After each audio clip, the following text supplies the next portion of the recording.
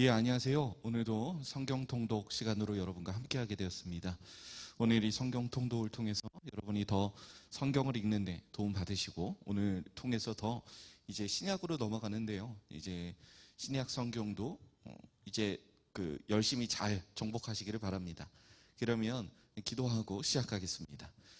하나님, 오늘 이렇게 귀하고 복된 성경 통독 이 시간을 허락하심을 감사합니다. 하나님께서 우리에게 하나님의 말씀을 알고 배우고 듣고 묵상하는 이 모든 귀한 시간 속에 하나님을 더 알고 더 알게 된 하나님과 날마다 동행하게 도와주시길 소망합니다. 함께 하실 주님의 이름을 찬양합니다. 감사합니다. 예수님의 이름으로 기도드립니다. 아멘. 네, 그러면 오늘 우리가 먼저 살펴보길 원하는 건 구약의 마지막 책이라고 할 수 있는 말라기입니다.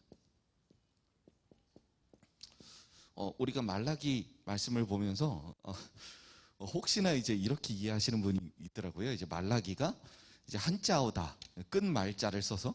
근데 여러분, 말라기는 그 말라키라고 하는 선지자의 이름입니다. 이 말라기는요, 그 학계 스가랴와 같은 이제 성전이 지어지고 있는, 성벽이 지어지고 있는 그때 당시 시간보다는 한 80년, 80에서 90년 정도 뒤에 쓰여진 그런 책입니다. 그러니까 성전이 지어지고 이제 어느 정도 익숙할 때, 성전이 지어지고 이제 우리가 중간계에서 봤듯이 그 바사가 멸망할 때, 하나님께서 이제 말라기 선지자를 통해서 말씀하시는 거예요. 너희가 끝까지 내가 하는 말을 듣지 않는구나. 너희는 내 앞에서 제사도 제대로 지키지 않고 내 앞에서 거룩함도 제대로 지키지 않는구나라는 그런 말씀을 하는 거죠. 누가 부패했느냐? 그 백성도 부패했고요. 그리고 제사장도 부패했습니다. 이게 참 신기한 거죠. 그러니까 느헤미야 말씀을 보면 여러분 뭐가 있을까요? 느헤미야가 온전히 하나님의 말씀으로 이제 성벽을 지었는데 이 성벽을 짓고 그들 안에서 온전한 예배, 그들 안에서 온전한 거룩함이 회복되기를 원했습니다. 그래서 성벽은 거룩함의 벽이다라고 말씀드렸죠. 거룩. 그런데 이 거룩함이 제대로 지키지 않는 모습, 심지어 어떤 모습이 있었냐면 이 성벽 안에 있는 성전, 이 성전의 방을 하나 이제 이제 산발렛에게 내어주는 성벽 재건을 방해했고 이스라엘 백성들을 계속해서 죄의 길로 인도하는 그 산발렛에게 이 방을 하나 내어주는 그런 말도 안 되는, 하나님을 모셔야 할 성전에 다른 사람을 모시는 그런 말도 안 되는 일을 보여주죠. 그래서 이스라엘 백성들 안에 그 이방 여인과 결혼하는 문제, 그리고 우상 숭배의 문제, 이런 문제들이 계속해서 발생하게 됩니다.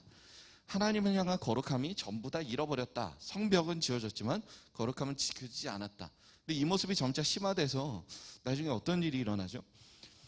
레위인들이 그 이스라엘 백성들이 바치는 그 하나님께 바치는 제물로 먹고 살아야 할 레위인들이 점점 먹고 살 길이 희미해지고 굶게 되니까, 잠시 이거를 벗겠습니다.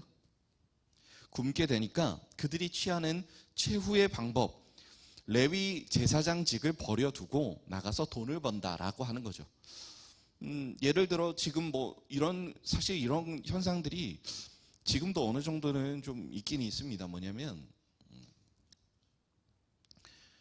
목사님들 중에 그 목회를 하기 위해서 주중에 일을 하셔야 되는 분들이 있어요. 예를 들어서 지금도 이제 그 개척교회를 하시면서 이제 개척교회에서 성도님들이 거의 안 계시다 보니까 이제 주중에 일을 해서 돈을 벌고 주일에 이제 그 예배를 드리고 하는 그런 일들이 계속해서 일어나고 있는 것이죠. 그리고 개척을 해서 어느 정도 성도님들이 모여도 사실 이제 살아가는 일이 만만치 않기 때문에 계속해서 일을 해야 하는, 왜냐하면 자녀들이 크고 여러 가지 어려운 상황들이 생기다 보니까 일을 해야 하는 상황들이 계속 발생하는 겁니다. 그래서 그 일을 하다 보니 목회에 제대로 집중하지 못하게 되는, 그래서 이런 문제들이 생겨서 지금 요즘에 이런 문제들이 계속해서 핫합니다. 그 이중직의 문제, 이게 합당한가? 신학적으로나 사역적으로 이게 합당한가라고는 문제가 심화되고 있는데요. 그러니까 오늘날은 이 이중직의 문제가 심화되고 있다면 옛날에는, 그러니까 오늘날은 이제 하나님이 선택하시고 또 본인이 선택해서 직접 신학교를 가서 이제 목사가 되는 그러한 일에서 이중직의 문제가 심화가 되는 거라면, 이건 하나님이 한 가문, 그러니까 몇몇 가문을 선택해서 하나님이 레위 지파에서 이제 제사장들을 선택하셔서 하나님이 부르시는 거잖아요. 그런데 그 레위 지파 제사장들이 제대로 자신의 일을 수행하지 못할 뿐만 아니라 다른 이제 백성들이 부패한 제사장은 떵떵거리면서 잘 살고, 정직하게 살고자 하는 제사장들은 오히려 계속 굶어가고, 그래서 이런 사람들이 자신의 제사장직을 버리고 점점 밖으로 나가는, 그래서 일을 하는, 농사를, 이런 일이 계속 일어나면 어떻게 될까요? 점점 성전 안에는 자신의 이권을 위해서 이런 산발락과 같은 이방인과 손잡기를 마다하지 않는 이런 사람들로 가득해서 채워지게 되겠죠. 그러면 하나님을 예배하는 그 자리가 어떻게 될까요? 성전 자체가 하나님을 예배하기 위한 성전이 아니라 제사장들이, 하나님을 전혀 믿지 않는 제사장들이 다른 힘 있는 사람들에게 로비를 하고 돈을 받고 뇌물을 받는 그런 어떤 하나의 수단으로만 자리 잡게 되는 것이겠죠. 바로 그런 모습으로 전락해 있는 성전의 모습을 여기서 그리고 있는 거예요. 겉보기에는 문제가 없습니다. 교회가 성전이 겉보기에는 문제가 없는 것 같아요. 이스라엘 백성들, 그러니까 유대 사람들은 형식을 굉장히 중요시하는 사람들이 그때 당시에도 많았거든요. 그래서 이 사람들이 이제 이 8, 90년대 뒤에 이제 그런 사람들이 생기잖아요. 하시딤이라고. 이 사람들 안에서 바리새인이 나왔고요. 그리고 에스네파가 나왔다고 말씀드렸습니다.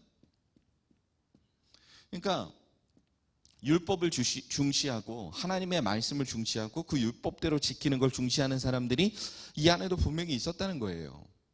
그러니까 형식은 괜찮았을 겁니다. 그런데 안타깝게도 이 안에서 지금 제사장직을 수행하고 있는 그나마 정직한 사람들은 많이 떠나가고, 이제 이 안에서 자신의 이권만을 위해서 일하는 사람들이 가득한 세상에서 형식적으로만 하나님을 예배하게 되는 일이 계속 생겨나는 거죠. 이때 당시 이제 하나님이 말라기에서 중요한 주제 중에 하나가 11조잖아요. 11조에 대해서 제가 정확히 신명기를 말씀드릴 때 그 말씀을 드렸습니다. 11조는 하나님 앞에서 바치는 세금이라고.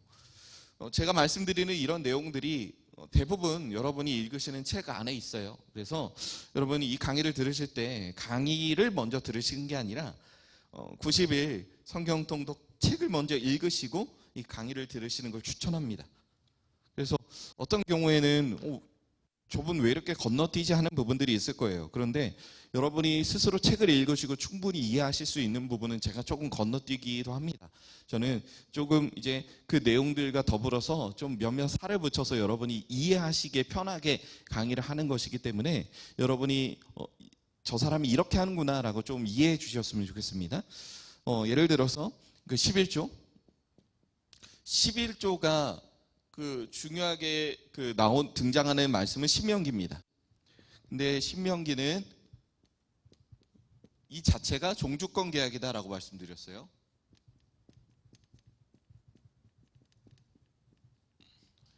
그러니까 히타이트 조약, 그러니까 히타이트 조약, 그들이 살고 있는 그 주변에서 계속해서 일어나고 있는 개인과 개인이 만나고 이 만난 이 가족 공동체와 가족 공동체가 만나고, 그래서 하나의 하나의 대가족을 이루고 대가족과 대가족이 모여서 마을을 이루고 그 마을과 마을이 모여서 하나의 좀 큰 공동체를 만들어가는, 그래서 국가가 몸집을 불리면 불릴수록 점점 더 강해지고 그 강해진 국가의 국민이 되기 위해서 내가 이제 종주권 계약을 맺어야 한다.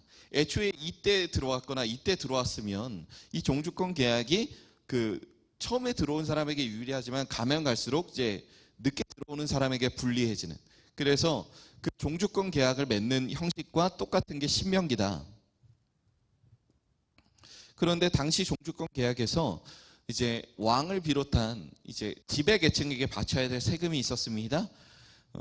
지금 우리는 10의 1조를 말하고 있는데 그때 당시 사람들은 10의 6조, 10의 7조, 가장 인간적이라고 말하는 사람들이 10의 5조였다고 말해요.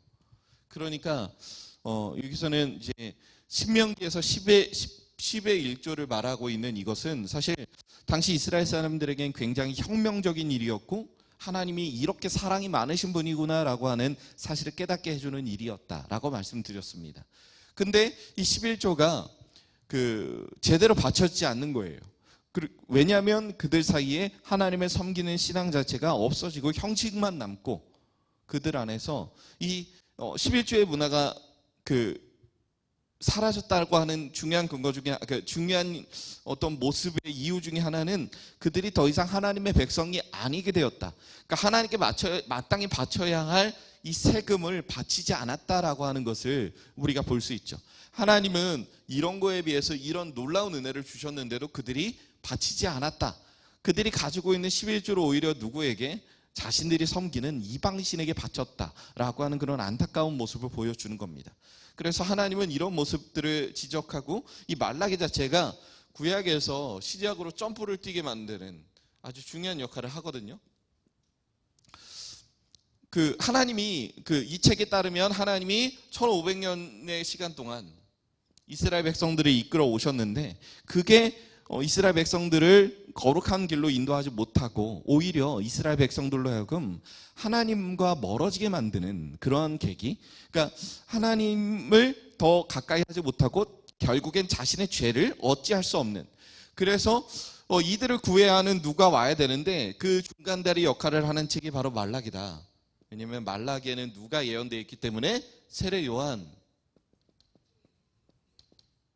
하나님이 엘리야를 보내시겠다고 말하는데요. 여러분 엘리야 자체가 산에 거주하면서 낙타털옷을 입고 메뚜기와 석청을 먹었다고 알려져 있습니다. 그러니까 사람들은 세례 요한의 탄생과 세례 요한의 등장을 통해서 엘리야의 향수를 느꼈을 거예요. 여러분 그런데 엘리야는 실질적으로 나라를 구하는 뭔가 큰 사역은 하진 않아요. 엘리야는 나중에 엘리사를 준비시키고 올라가거든요. 나중에 엘리사가 나라를 구하는 아주 중요한 여러 가지 사역들을 하거든요. 그러니까 엘리야 뒤에 올 엘리사를 사람들이 기대했다는 거죠. 그러니까 엘리야 뒤에 이제 이스라엘 백성들에게 놀라운 일들을 행할 그 엘리사를 사람들이 기대할 수밖에 없게 만드는 굉장히 중요한 징검다리 역할을 하고 있는 그 예언을 하고 있는 것이 바로 말라기의 세례 요한에 대한 예언입니다. 그렇게 1500년이라는 시간을 거쳐도 이스라엘 백성들이 하나님께 제대로 돌아오지 못하는구나. 그래서 결국 무엇이 필요한데 하나님이 보내신 메시아 그리고 그 메시아를 앞서 준비하는 세례 요한 거기에 대한 예언을 통해서 이스라엘 백성들이 끝까지 좀 스스로의 능력으로는 실패하게 되는 그래서 하나님의 능력으로만 그들이 구원을 받아야 한다는 그러한 이해를 북돋아주기 위해서 이렇게 이제 구약의 말씀이 끝나는 건데요. 구약의 말씀을 정리하면 그렇습니다. 혹자는 구약이 이제 오실 메시아다. 물론 맞는 말이죠. 그리고 구약은 이제 완성된 하나님의 나라를 보여준 하나의 모형이다라고 말하는 것 다 맞습니다. 근데 저는 구약의 역사를 이렇게 정리하고 싶어요. 인간의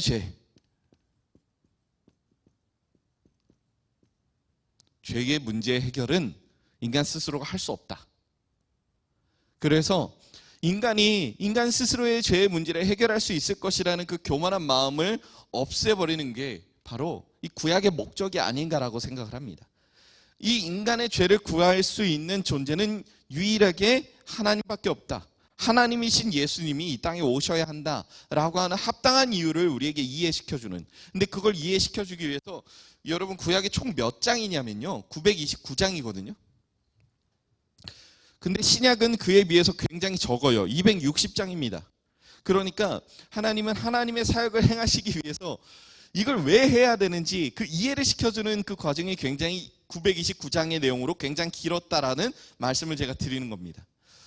그래서 우리가 이제 살펴봐야 할 건 저는 오늘 사복음서의 간략적인 내용들에 대해서 한번 생각해 보도록 하겠습니다. 마태복음, 마가복음, 누가복음, 요한복음. 복음서가 왜 4개여야만 하는가? 4개일 필요가 있나? 하나면 되지 않나? 라고 생각하실 수 있어요. 4개이다 보니까 우리가 읽은 말씀이 어디에서는 이렇게 말하고 저기에서는 저렇게 말하고 헷갈릴 때도 있고요. 어느 한 성경에만 말하고 있는 것들이 있어요. 그렇기 때문에 예를 들어서 누가복음에 등장하는 우리 선한 사마리아인의 비유 있잖아요. 그거는 누가복음에만 이렇게 나오거든요. 그런 모습들을 보건대 이 선한 사마리아인의 비유와 같은 이런 한 성경에만 등장하는 것은 왜일까? 그것도 분명히 예수님이 말씀하신 것이라면 다 포함되어야 하는데 그런 부분들에 대해서 사람들이 약간 혼란을 가지게 되었습니다. 그래서 어떻게 보면 이 마태복음, 마가복음, 누가복음, 요한복음의 상관관계를 엄청나게 연구하는 건 사실 우리 교단이 속한 우리 신학이 굉장히 이런 부분을 건전하게 연구를 하고 있고요. 다른 이제 신학을 하는 곳에서는 이제 Q 문서라는 게 있어요. 이게 뭐냐면 예수님이 한 어록들을 모아서 엮어놓은 책입니다. 우리는 절대 이거를 인정할 수가 없어요. Q 문서라고 하는 것은 인간이 이제 가공해서 나중에 새롭게 편집된 것들도 많다라고 여기기 때문에 우리는 절대로 이것을 인정하지 않고요. 그냥 다른 곳은 이런 것도 보는구나라고 좀 생각을 하시면 좋을 것 같고요. 우리는 이 마태, 마가, 누가, 요한으로 충분하다라고 보는 입장입니다. 물론 다른 복음서들이 있기는 있어요. 그렇지만 이 복음서를 통해서 우리가 완전하신 예수 그리스도, 예수님의 인생 전체에 대해서 토시 하나 틀리지 않고 보는 것이 아니라 저는 이 말씀을 드리고 싶습니다. 성경은 가공된 역사다. 이러면 뭔가 이게 위험한 발언 같죠? 성경은 가공된 역사다. 그러니까 또 혹은 편집된 역사다. 이 편집과 가공이 없는 사실을 있는 사실로 만들어낸 게 아니라 있던 사실을 없는 사실처럼 이제 그 진실을 가리우는 것이 아니라 이 가공과 편집의 이유와 목적은 이 성경이 가르치는 하나의 지향점이 있다는 거죠. 그 지향점이 무엇이냐? 바로 구원입니다. 그러니까 하나님의 구원 사역을 중점적으로 만들어진 책들이 바로 이런 책들이고 구약이고 다른 여러 가지 책들이다. 그러니까 이 하나님의 구원 사역을 중점적으로 봐야 우리가 이 책들이 가치 있다라고 생각을 하면 좋지 않을까 싶습니다. 그러면 이 책들의 하나하나 차이를 조금 생각해 보겠습니다. 저는 맨 처음에 마가복음을 먼저 논하고 싶어요. 마가복음은요, 마가가 썼다라고 알려져 있죠. 여러분 이 마가가 누군지 아세요? 여러분 사도행전 16장에 보면 15장 16장에 보면 사도 바울이 이제 그 바나바와 함께 그 1차 전도 여행을 떠납니다. 1차 선교 여행을 떠난 다음에 이제 구브로 섬에서 키프로스라고 하는 그 구브로 섬에서 자신의 조카, 그러니까 바나바의 조카 이제 요한을 같이 데리고 와요. 그래서 요한을 데리고 오는데 요한이 그 구브로 섬에서 이제 본토로 가자 이제 그 터키 쪽 방향으로 이렇게 넘어가자 이제 갑자기 좀 돌발 행동을 보입니다. 자리를 떠나고. 근데 그게 이유가 있어요. 사도행전의 이름의 배치를 보면 이제 구브로 섬에 들어갈 때만 해도 이제 이름의 배치 순서가 바나바 그리고 바울이거든요. 근데 이 구브로 섬을 나오면서 이름의 배치 순서가 바울 그리고 바나바예요. 이게 왜 중요하냐면요. 그 옛날 이제 이스라엘 사람, 그러니까 성경에 나오는 이름의 순서가 왜 중요하냐면 그 맨 처음 등장하는 사람이 리더라서 그래요.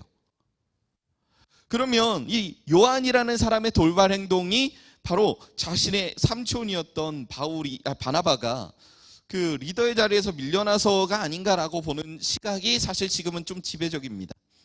그래서 2차 전도여행을 갈 때 바나바는 이제 그 요한이 실수를 했어도 데려가자라고 말하지만 바울은 데려가지 않죠. 그래서 둘은 이때부터 갈라지게 되고 서로의 사역을 잘 했다. 그런데 이 마가가 누구냐? 이 마가의 풀네임은 바로 마가 요한입니다. 이때 바울의 마음을 힘들게 했던 그 마가가 이렇게 성장해서 마가복음을 썼다는 거예요. 그러면 여기서 의문점이 듭니다. 아니, 마가 요한이라는 사람 알겠는데 이 사람이 예수님의 직접적인 제자도 아니었는데 무슨 자격으로 복음서를 썼나요? 라고 말씀하실 수 있어요. 그런 의문을 갖는 건 어떻게 보면 되게 훌륭한 의문을 갖는 거라 생각합니다. 그런데 여러분, 마가 요한이 이제 바울이 죽고 나서 그리고 교회를 향한 핍박이 시작되면서 마가 요한이 모셨던 지도자가 바로 그 베드로였어요. 베드로 옆에서 베드로의 이야기를 들으면서 이제 마가복음은 그 보통 이제 목사님들이 이제 사복음서 강해를 하겠습니다 이러면 보통 마가복음을 많이 선택하시는데, 이유가 마가복음이 제일 짧아서 이게 28장, 이게 16장, 이게 24장, 이게 21장이잖아요. 제일 짧아서 그래요. 그리고 이게 제일 짧고 마무리도 되게 급하게 되었어요. 급한 마무리. 이유가 뭐냐면요, 이게 긴급한 핍박 속에서 도망을 다니면서 베드로가 한 말을 그대로 옮겨 적다 보니까 이렇게 된 거예요. 본인이 굉장히 이것을 지혜롭게 잘 옮겨 적다 보니까 이렇게 급한 마무리를 짓게 되는 거죠. 그러니까 이때 당시 상황이 교회를 향한 핍박이 심했구나. 그리고 제가 마가복음부터 언급을 드리는 이유가 이게 원복음이라 그래요.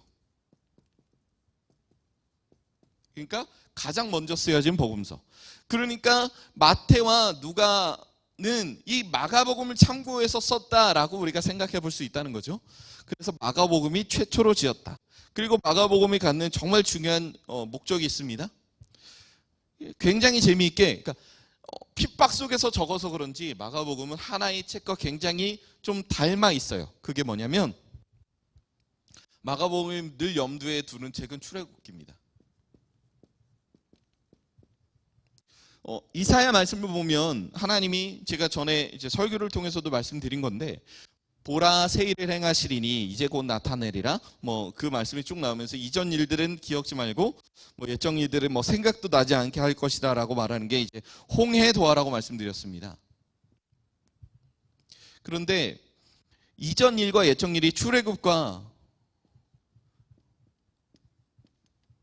이 홍해도하라면, 홍해를 건너는 사건이라면, 하나님은 이제 오실 메시아를 통해서 이것과 비교되지 않을 놀라운 일을 행하시겠다라고 약속을 하시는 거죠. 여러분, 그런 측면에서 보면 그 이전과는 출애굽기와는 비교도 되지 않은 놀라운 구원을 행하시는 그 예수님의 이야기를 적어 내려가는 게, 그 구조를 지니고 있는 게 바로 마가복음이라고 할 수가 있는 거예요. 그러면 이 출애굽의 증거가 등장하는 게 어디냐면요, 마가복음 9장에 뭐가 나오냐면 변화산 사건이 나와요. 변화산이라고 하는 곳에 올라가서 어떤 일이 있죠? 변화산이라고 하는 곳에 올라가서 이제 예수님의 제자들 몇 명을 데리고 가시고, 거기에 뭐 예수님과 그 모세와 그리고 또 누가 있죠? 엘리야가 있죠. 그 셋이 이제 이런저런 얘기를 하는데, 이제 베드로가 뭐 초막셋을 짓고 내가 여기서 계속 있고 싶다. 그렇지만 예수님은 그것을 거부하시죠. 이 변화산 사건 중에 그들이 이제 그 별세에 대해서 이야기했다. 별세가 뭘까요? 죽음이잖아요. 그런데 이 별세를 말하는 영어가 거기 영어를 보면, 영어 성경을 보면 엑소더스예요. 엑소더스는 출애굽기의 영어 이름이잖아요. 그러니까 뭐냐면 이 별세 자체가, 예수님의 죽음 자체가 출애굽을 위한 하나의 발판이다. 그러니까 출애굽, 어디로부터? 이스라엘 백성들이 애굽으로부터 벗어난 것이 출애굽이라면, 여기서 말하는 이 별세를 통한 엑소더스는 뭐냐? 예수님을 통해서 하나님을 믿는 모든 사람들이 이 세상을 벗어나서 하나님 나라로 옮겨지는 것, 바로 한 나라로부터 옮겨지는 것이 출애굽이었다면, 이제는 이 세상에서 옮겨져서 하나님 나라로 가게 되는 그 놀라운 일을 말하고 있는 게 마가복음의 구조다라고 할 수 있는 겁니다. 그래서 마가복음을 보면 이제 헤롯이 산의 아이들을 죽이는 모습이 나와요. 근데 그 산의 아이들을 죽이는 모습이 어디에 등장하냐? 여러분 아시겠지만 그 옛날에 애굽 왕 바로가 산의 아이들을 죽이고 중에 모세가 살아남았다. 그리고 여기도 헤롯이 산의 아이들을 죽였는데 예수님은 숨겨지고 계속해서 살아남았다라고 하는 것을 우리가 생각해 볼 수 있다는 거죠. 우리가 그러한 구조를 보면 이제 마가복음이 이러한 내용을 지니고 있구나. 원복음이고 출애굽의 그 내용을 신약에서 예수님을 통해서 이루어지는 그 놀라운 구원의 역사를 계속해서 이야기하고 있는 것이다. 그리고 원복음이고 최초의 복음이고 그리고 굉장히 긴급한 상황에서 핍박당하는 긴급한 상황에서 베드로의 어떤 복음을 마가가 편집해서 이쁘게 편집해서 만든 것이구나라고 생각을 하신다면 여러분 굉장히 조금 좋을 것 같습니다. 그러면 이제 마태와 누가가 이것을 썼다고 말하잖아요. 우리는 보통 이것을 공관복음, 시선을 함께 공유한다라고 하는 거예요. 근데 시선을 함께 공유하는데 뭐냐면 예를 들어서 제가 이렇게 강의하는 내용들 중에서 여러분들 개개인에게 제가 들으면서 생각난 게 무엇인가요? 라고 물어보면 어떤 분은 이 복음서 중에서 마태복음이 생각이 났습니다. 어떤 분은 마가복음 생각이 났습니다. 마가복음 중에서도 제가 출애굽 얘기한 거, 변화산 사건 얘기한 게 생각이 났습니다라고 말씀하시는 분이 있을 거예요. 그러니까 뭐냐면 각자가 생각에 따라 각자가 바라보는 강조점에 따라서 이제 바라보는 게 달라요. 같은 사건을 공유하고 있지만 바라보는 시선이 다르기 때문에 그 사건을 해석하는 그 생각도 약간씩 다를 수 있다라고 하는 거죠. 예를 들어서 이제 백반집에 가서 밥을 먹는데 어떤 분은 그 백반집에 나오는 불고기가 맛있어서 맛있게 먹을 수 있고 어떤 분은 나물이 맛있을 수 있단 말이에요. 그럼 백반집에서 뭐가 맛있냐고 물어보면 똑같은 걸 먹었는데 어떤 분은 나물부터 이야기할 것이고 어떤 분은 불고기부터 이야기할 거예요. 그러면 다른 사람은 이게 여기가 나물이 메인 반찬이라고 생각하는 사람이 있을 거고 어떤 분은 불고기가 메인 반찬이라고 생각할 수도 있다는 겁니다. 근데 둘 다 나물을 강조하냐 불고기를 강조하냐 그 두 개가 다 다른 게 아니죠. 틀린 게 아닙니다. 그저 그냥 다를 뿐이에요. 이 다른 시선에 대해서 우리가 좀 생각해 봤으면 좋겠어요. 그러면 마태복음을 우리가 이해할 때 마태복음은 유대인을 위해 쓰여졌다. 누가복음은 이방인을 위해서 쓰여졌다. 이방인 중에서 어떤 이방인이냐? 하나님을 좀 아는 이방인, 이미 복음을 받아들여서 교회 생활을 하고 있는 이방인. 근데 교회 생활을 하고 있는데 예수님을 실질적으로 보지 못했고 그 예수님에 대한 이해, 구약적인 이해가 없기 때문에 그 예수님과 그 복음에 대해서 어느 정도 좀 깊이 있게 이해를 시켜줄 만한 목적을 가지고 쓴 게 누가복음이다. 그리고 유대인을 위해서 쓰여진 게 마태복음이다. 그래서 마태복음의 족보 아브라함은 누구를 낳고 이 족보가 등장하는 이유가 뭐냐면요, 예수님이 아브라함의 후손이라는 거예요. 누가복음에도 족보가 등장합니다. 근데 누가복음의 족보는 이 마태복음의 족보는 아브라함부터 위에서 아래로 내려가는 족보의 형식을 띠고 있다면 누가복음은 예수님부터 아래에서 위로 올라가는 족보의 형식을 보여요. 그러면 여기의 목적은 예수님이 아브라함의 후손이다. 우리가 기다렸던 아브라함의 후손이 바로 예수구나 라고 하는 사실을 깨닫게 해주는 목적이라면 누가복음은 예수님부터 위로 올라가므로 누구까지? 하나님까지. 아담 그리고 하나님까지 나오거든요. 이게 무슨 목적이냐면 예수님은 하나님이 보내신 하나님의 자손이구나. 하나님의 백성이고 하나님이 약속하신 그 사람이 바로 예수님이구나. 예수님으로부터 쭉 올라가면 하나님이 되시는구나. 그래서 우리가 예수님을 믿어야 하는구나라고 하는 이유를 굉장히 강조하는 책이다. 마태복음은 유대인에게 쓰여졌기 때문에 여기는 이방인 가로치고 헬라인이라고 말하겠습니다. 유대인에게 쓰여졌기 때문에 구약 인용이 많아요. 구약 인용을 통해서 이들이 구약적인 배경을 통해 하나님을 이해해라, 예수님을 이해해라 라고 하는 목적을 가지고 있고요. 누가복음은 하나의 중요한 목적이 있습니다. 그게 바로 여러분 노블리스 오블리제라고 아세요? 노블리스 오블리주라고 말하죠.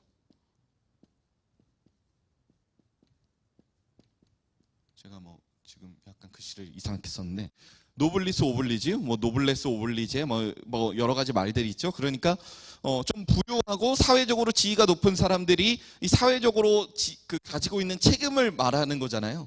그래서 이걸 통해서 볼 수 있는 건 유대인들은 이제 구약적인 시선으로 예수님을 온전히 이해하는 목적을 가지고 있다면 누가복음은 제가 헬라인을 굳이 쓴 게 이 누가복음의 수신자가 데오빌로예요. 헬라어로요. 데오는 하나님이고요. 데오스 하나님.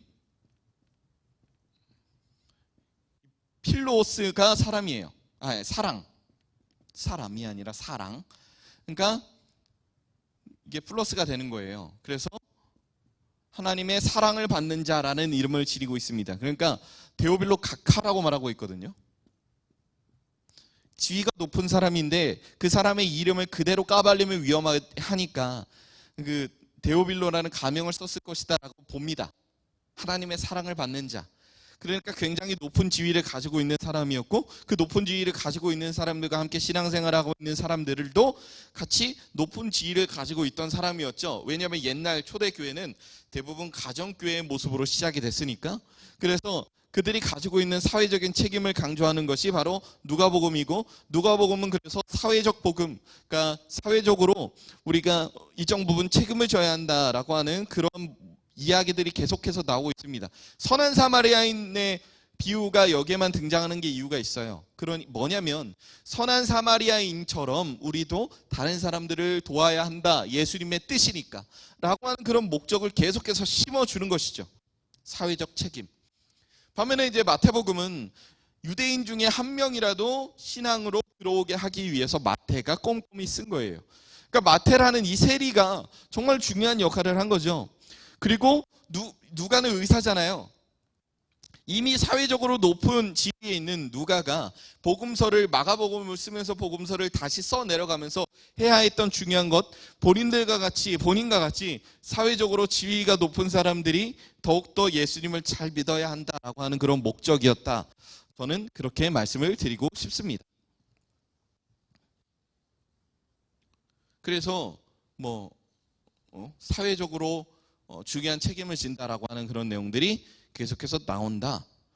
이런 내용들 좀 보셨으면 좋겠어요. 그리고 이 공관복음이 어떤 시선을 공유하고 있다. 그렇지만 한 사건에 대해서 좀 다르게 보고 있다라고 하는 내용들. 예를 들어서 오병이어 사건 같은 경우에 서로 또 보는 게 달라요. 오병이어 사건이 마태복음 14장, 마가복음 6장, 누가복음 9장, 요한복음 6장 이렇게 나오거든요. 그러면 마태복음에서는 철저히 유대인의 시선에서 써야 했기 때문에 여자와 어린아이를 빼고 5,000명이라고 말해야 했습니다. 마태복음은 그래서 그런 이해를 보여주고 마가복음 같은 경우에는 원복음이니까 이제 떨어진 무리가 어떻게 됐다. 그리고 그러니까 서로 바라보는 강조점이 달라요. 누가복음은 또 그들의 무리, 요한복음은 그 중에서 하늘로부터 내려오는 떡이 중요한 것처럼 되게 굉장히 강조하는 서로 강조점이 다른데요. 이런 자세한 내용들은 다음 시간부터 좀 보는 게 좋을 것 같아요. 이거 하나하나 다 따지다 보면 사실 한도 끝도 없기 때문에. 그러면 요한복음을 보도록 하겠습니다. 이렇게 끊는 게 맞아요. 복음서는 공관복음을 따로 끊고 요한복음을 따로 보는 게 맞습니다. 그럼 요한복음은 어떤 이유와 목적을 지닌 책이냐? 사도 요한이 썼고요. 사도 요한은 이제 원래 어부 출신이나 하나님을 믿고 나서 굉장히 글 공부를 열심히 했던 것 같아요. 그래서 요한복음이 신약의 헬라어 중에서 가장 쉬워요. 요한복음 그리고 요한이 쓴 책들이 대체로 신약의 헬라어 중에서 제일 쉬워요. 요한계시록 빼고요. 신약의 헬라어에서 제일 쉽다는 건 뭐냐면 일부러 쉽게 썼다는 거예요. 쉽다. 이거를 통해서 우리가 유추해 볼 수 있는 건 우리가 이제 새 가족이라고 말하는 새 신자 들을 위한 책이 바로 요한복음이다라고 이해를 할 수 있다는 겁니다. 새 가족, 새 신자를 위한 책.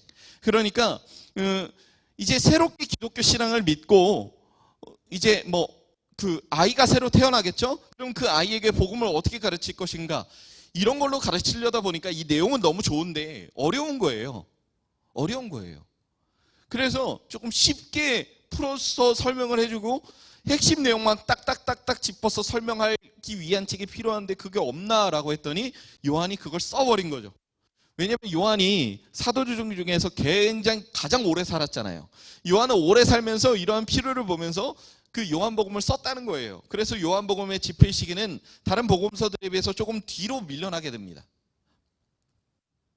그래서 새롭게 하나님을 믿는 사람, 뭐 유대인들 중에서도 뒤늦게 태어난 아이들에게 옛날에는 토라 율법 교육을 먼저 했다면 이제는 복음을 가르치기 위해서 그들이 해야 했던 것들, 그리고 이방인들 중에 전혀 하나님을, 그러니까 여기에 있던 이방인들은 보통 회당을 다니던 이방인들이었다라고 많이 말을 해요. 회당에서 그나마, 그 회당이 뭐냐, 유대인의 예배 공동체잖아요. 그러니까 거기서 하나님의 말씀을 좀 들어본 가락이 있는 사람들, 이런 사람들은 그냥 몇몇 좀 설명만 잘해줘도 이제 이해를 한단 말이죠. 그런데 전혀 여기를 다녀보지 않은 사람들은 새가족 과정이 필요한데 그 과정에 필요한 것이 바로 요한복음이다. 그래서 요한복음을 통해서 그들이 하나님을 좀 A부터 Z까지 조금 쉽게 이해할 수 있는 그런 하나의 중요한 참고서의 역할을 하는 것이 바로 요한복음이다 라고 하는 것이죠. 그래서 이제 어려운 말로 이제 그러니까 굳이 어려운 말을 쓰지 않겠습니다. 요한복음을 보면 그래서 굉장히 좀 직설적이고 직관적이에요. 예수님이 스스로를 나는 뭐뭐다 7가지로 말씀하시거든요. 나는 하늘에서 또 내려오는 떡이다. 그리고 나는 빛이다. 나는 양의 문이다. 나는 그 양들의 목자다. 나는 생명이다. 길이다. 길과 진리 생명이다. 그렇죠? 뭐 그런 식으로 계속해서 이제 진행되는 내용들이 바로 나는 뭐뭐다라고 하는 그런 내용들. 그러니까 이 나는 뭐뭐다라고 하는 이 구조들이 그 이제 요한복음에만 나오거든요. 그러니까 직설적으로 좀 직관적으로 예수님이 어떤 분인지에 대해서 좀 알려주려고 노력하는 것이 바로 요한복음이다라고 이해를 할 수 있다는 거예요. 그래서 새롭게 신앙을 가지게 되는 사람들이 예수님을 조금 쉽게 이해할 수 있는 하나의 좋은 수단을 제공하는 게 바로 요한복음이다. 요한복음은 그러한 목적을 지니고 있다라고 이해를 하시면 사복음서 그 중에서도 요한복음을 이해하시는데 굉장히 좀 귀한 도움을 받지 않을까 생각합니다. 그래서 보통 이제 복음서에 관해서 입문을 하기 위해서는 요한복음이 제일 나아요. 왜냐? 쉬우니까. 제일 쉽게 써져 있으니까. 다른 것들은 깊게 파고 들어가다 보면 머리가 아픈데요. 요한복음을 보면 힐링이 돼요. 쉬워서. 그래서 여러분 저는 누가 새롭게 신앙을 가졌다, 그런데 예수님을 조금 알고 싶어요라고 말을 하면 저는 항상 이렇게 말해요. 요한복음 먼저 읽으세요. 요한복음을 여러 번 읽으세요라고 말을 합니다. 우리 제가 청소년 리뷰 담당을 하고 있잖아요. 청소년 리뷰가 이 코로나19 사태 속에서 우리가 어떻게 사회적 거리두기를 하면서 어떻게 우리가 신앙을 지켜나갈 것인가라는 그런 문제에 다다르게 되었을 때 제가 했던 얘기가 요한복음을 읽읍시다였어요. 그리고 지금 성경 쓰기도 요한복음을 하고 있어요. 요한복음을 계속해서 반복해서. 왜냐? 이제 우리 아이들은 이제 하나님을 점점 알아가는 시기이기 때문에 요한복음을 통해서 하나님을 그리고 예수님을 이해하는 것이 굉장히 중요하지 않나라는 생각을 제가 했기 때문입니다. 그래서 이러한 이해를 통해서 예수님을 그리고 하나님을 이해하는 과정이 굉장히 중요하다라는 말씀 드리고 싶습니다. 네, 그래서 오늘은 이렇게 좀 내용을 생각해 봤으면 좋겠고요. 이제 다음 시간부터 책의 내용, 나오는 내용 몇 개를 이렇게 꼽아다가 이 공간복음에서 그리고 요한복음에서 바라보고 있는 시각의 차이가 구체적으로 어떻게 진행되고 있는지, 오늘이 뭔가 이게 총론의 느낌이었다면 다음 주에 진행되는 사복음서는 아마 강론의 느낌이 될 겁니다. 그런 식으로 조금 생각해 보도록 하겠습니다. 그러면 기도하고 마치도록 하겠습니다.